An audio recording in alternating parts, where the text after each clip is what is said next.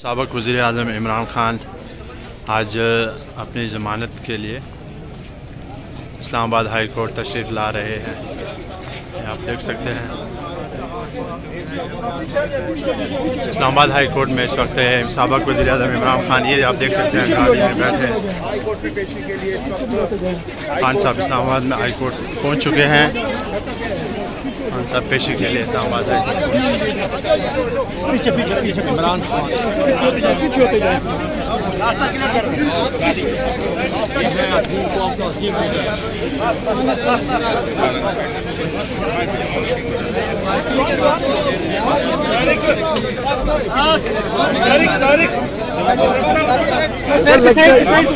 आराम से बस आगे निकलना है।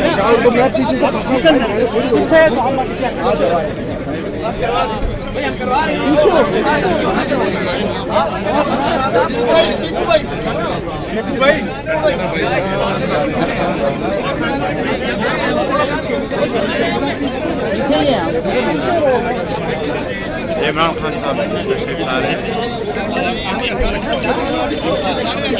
खान साहब, आपके लिए इतवार को भी अदालतें खुल गई हैं।